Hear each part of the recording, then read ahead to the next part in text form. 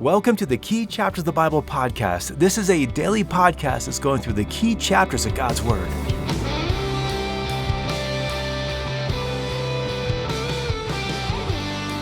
We are continuing our study in the book of Job and looking at one of life's most difficult questions. The question is, why do bad things happen to good people?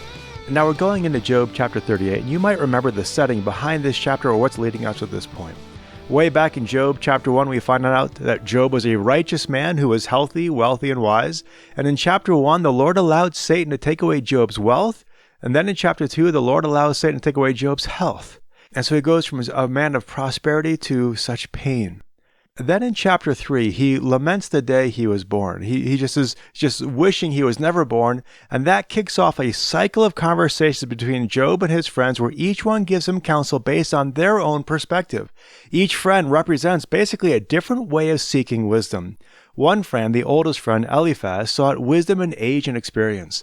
The next friend, Bildad, sought wisdom in tradition and crowds and what other people said.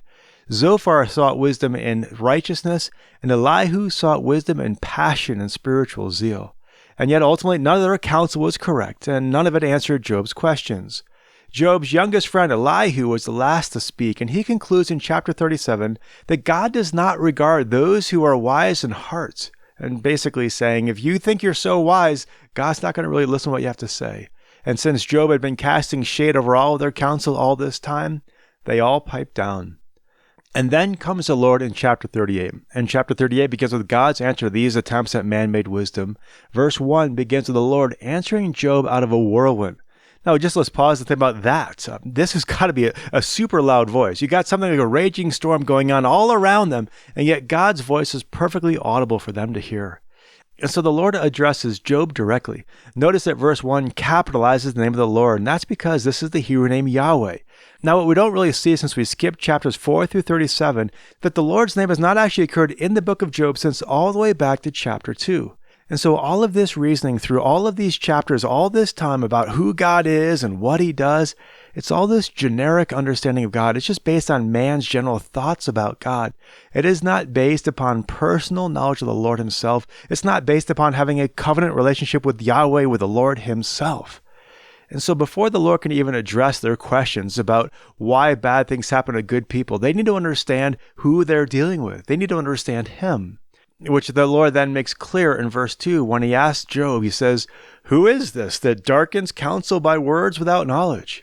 Now again, this is poetry. We discussed a little bit yesterday in chapter 3. This is poetry here. This is condensed language that sometimes is hard for us to understand. We might miss what's just being said here. The Lord is basically saying, who is this who's just kind of babbling on, not really knowing what he's talking about? You're hearing stuff, but you're just casting darkness upon it. You're not bringing enlightened thoughts. You're bringing darkened thoughts to your reasoning. And so for the rest of this chapter and over the next several chapters, the Lord is going to instruct Job and his friends about who he is, who the Lord is. Notice as we look at this chapter here, how often the word who occurs. It's actually the very first word in the Hebrew text, especially in verse 2, verse 5, verse 25, verse 36, verse 37. It occurs 13 times in this chapter. It only occurs a handful of times in the rest of this book. And so this chapter, the key concept is who. And almost every time the word who occurs in chapter 38, it's referring to the Lord. And so that's just the key to chapter 38. Job needs to know who more than he needs to know why. And the Lord drills this point home over and over again with these questions of who. Who set the measurements of the earth, verse 5. Who laid its cornerstone, verse 6. Who carves the path of water, verse 25. Who gives wisdom understanding, verse 36. Before they can understand anything about why, they must understand who. And not only understand who, but also understand what God has already given to them. You can see this in verse 36 where it says, "Who has put wisdom in the innermost being, or given understanding to the mind?" And the Lord's point is basically, if he is the one who gives us our ability to think and reason just to begin with, we should recognize that he has a superior wisdom to our own, and he has good and wise reasons for everything he does and everything he allows. And so chapter 38, we realize that the Lord is fully aware of Job's suffering and his questions, but the Lord doesn't swoop down and say, you know what, let me just explain what's going on so you can just learn to trust me. His answer is instead, let me tell you about who I am so that you can trust me. Now, you remember from this podcast in chapter 1 that I came to the Lord myself in tragedy, and I had to learn to surrender the question of why to the Lord. In many ways, the Lord was teaching me this principle here. The answer to our questions of why is who. We need to know who God is, who has the power to do anything. We need to know who God is that has the wisdom to do anything.